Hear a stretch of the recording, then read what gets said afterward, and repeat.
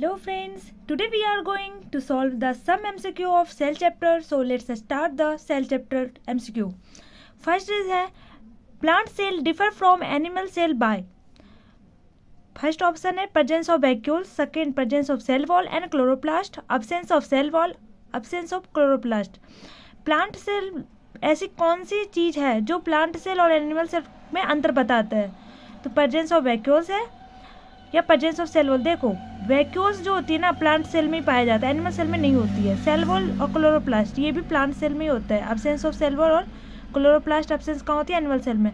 तो presence of cell wall और chloroplast ये दोनों जो है अंतर बताती है एनिमल सेल और प्लांट सेल में. तो answer is B.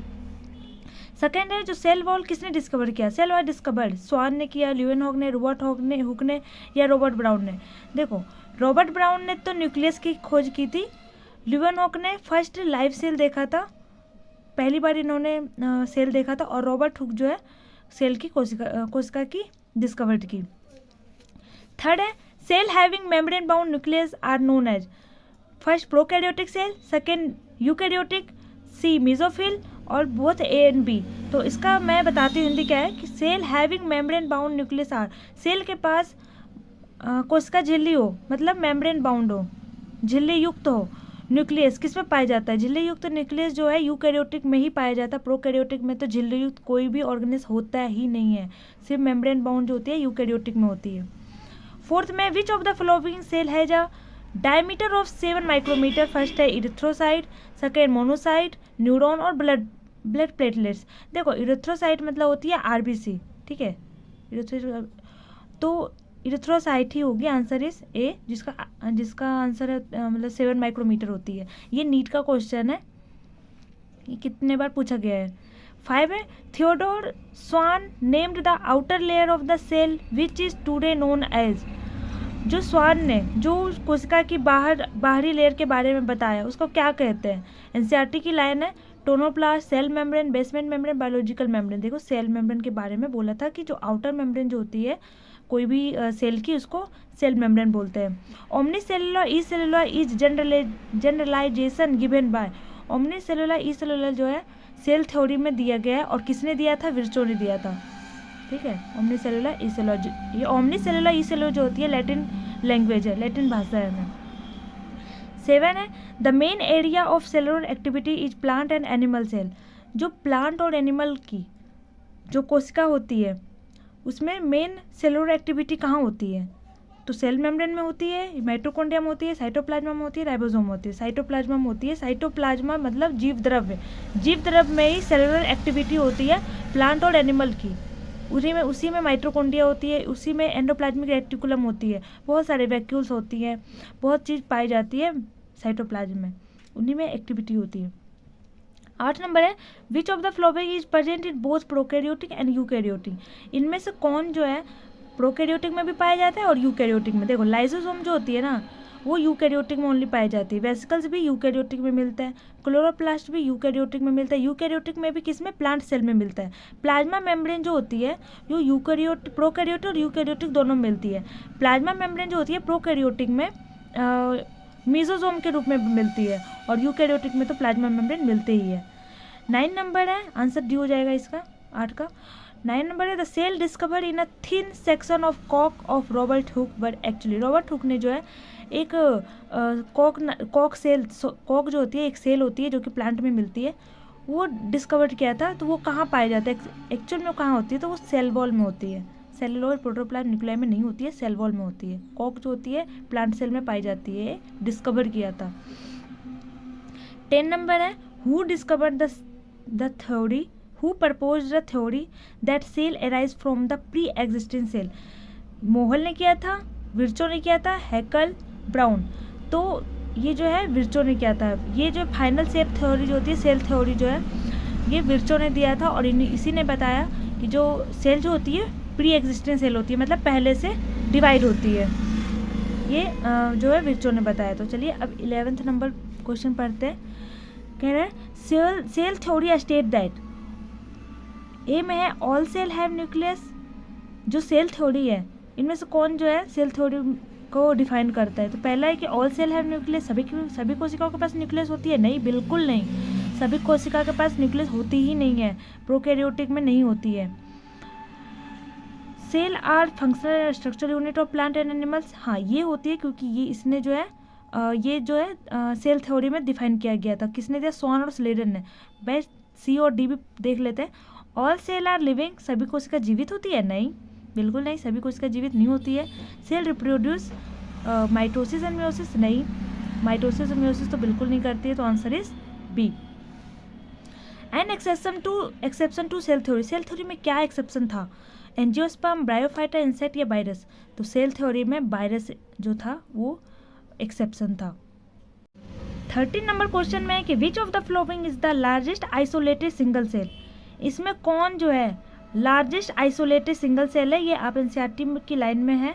Nerve cell, mycoplasma, ostrich egg या आरबीसी? तो ऑस्ट्रिच एग हो जाएगी, ठीक है।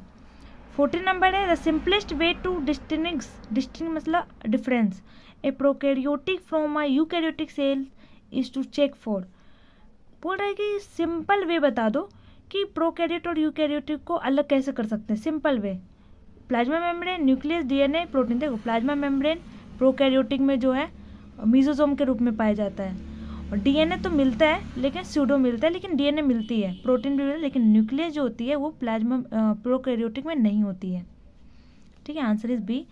Living beings are made up of cell, this statement belong to, जो लिविंग बींग्स होती है वो किससे बनी होती है? कोशिका से बनी होती है। ये स्टेटमेंट किसने दिया? लमार्क ने दिया, von Helmont, Hugo de Vries, Schleiden and Schwann. तो ऑफकोर्स जो है स्लेडन और स्वान ने दिया था, डी आंसर। अब है the cell has a basic unit of structure of living thing was discovered by, इसने किसने दिया का सेल जो है बेसिक स्ट्रक्चर है? स्लेडन ने दिया, मेंडल ने, रॉबर्ट हुक ने दिया या एस्टोर ने दिया? ये रॉबर्ट हुक ने दिया है, ठीक है। अब आती है प्रोकैरियोटिक टॉपिक। प्रोकैरियोटिक टॉपिक में 17 नंबर क्वेश्चन है कि mesosome of prokaryotic are functionally similar to, mesosome जो होती है प्रोकैरियोट्स में किस फंक्शन को मैं मतलब वो कार्य करती है, किसके सिमिलर?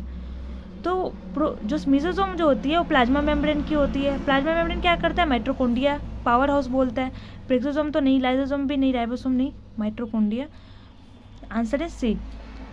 18 नंबर है cell envelope of prokaryotes consist of, जो सेल एनवेलप है उसका आवरण जो है प्रोकैरियोटिक बना होता है, किससे बना होती है? प्रोकैरियोटिक कोशिका में कोशिका का आवरण किससे बना होती है? ग्लाइकोकैलिक्स, सेल वॉल या सेल मेम्ब्रेन? देखो 3 आवरण से बना होता है, वो तीनों आंसर दे रखा है। Glycocalyx first, second cell wall और C cell membrane. Answer is D.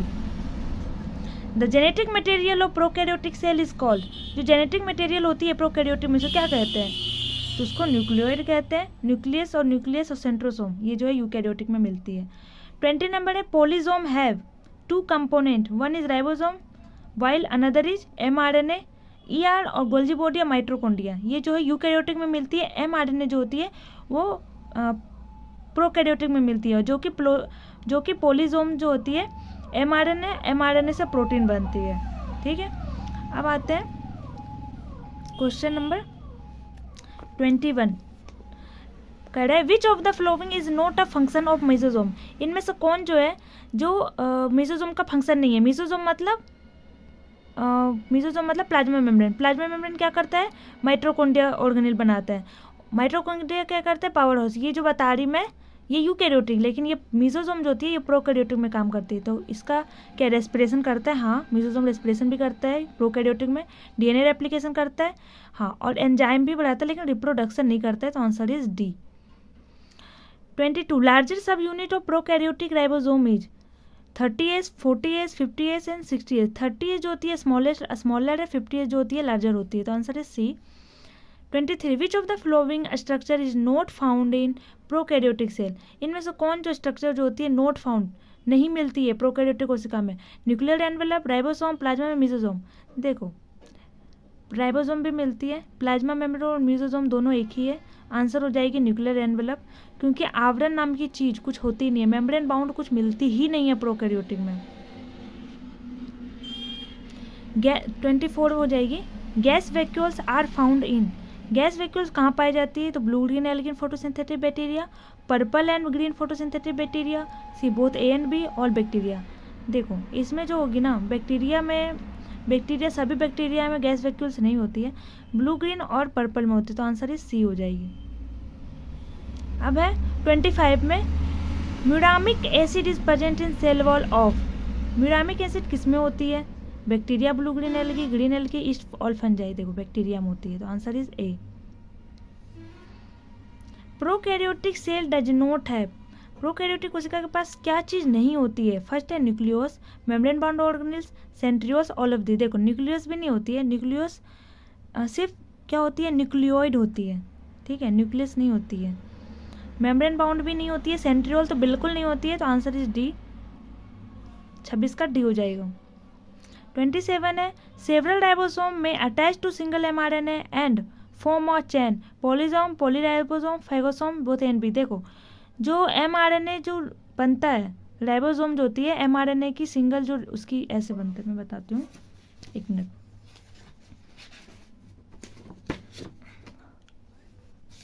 क्या होता है ना कि ये जो है mRNA की चैन है, ठीक है, तो यहाँ पर क्या होती है, राइबोसोम इस तरह से अटैच करके चैन के रूप में बनाती है, तो इसी को बोलते हैं पॉलीसोम और इसी को बोलते हैं पॉलीराइबोसोम, तो आंसर हो जाएगी डी। 28 क्वेश्चन में कि cell wall of prokaryotes is made up of, जो प्रोकैरियोटिक की जो सेल वॉल होती है, प्रोकैरियोट मतलब जितने भी बैक्टीरिया हैं उनकी कोशिका जो होती है किससे बनी होती है? कैटिन से, सेलुलोज की, ग्लूकोज, माइक्रोपेप्टाइड, देखो माइक्रोपेप्टाइड होगा, ठीक है, माइक्रोपेप्टाइड म्यूकोपेप्टाइड को और भी नाम से जाने जाते हैं, जैसे यहाँ पर एक दिखाया था म्यूरामिक एसिड, देखिए म्यूरामिक एसिड, ये भी सेल वॉल है, पेप्टाइड ग्लाइकोन, इसे सेल वॉल का नाम है, अदर नाम बोल सकते हो, कुछ भी पूछ सकता है। इन प्रोकैरियोट्स क्रोमेटोफोर्स आर, बोल रहे हैं प्रोकैरियोटिक में क्रोमेटोफोर क्या करते हैं, कैसे क्या है? तो है कि specialised granules responsible for colourisation of cells, B structure responsible for organisation the shape of the cell organise, C है इंक्लूजन बोर्डिंग lying free inside the cell for carrying out various metabolic activities, D internal membrane system which becomes extensive and complex in photosynthetic bacteria.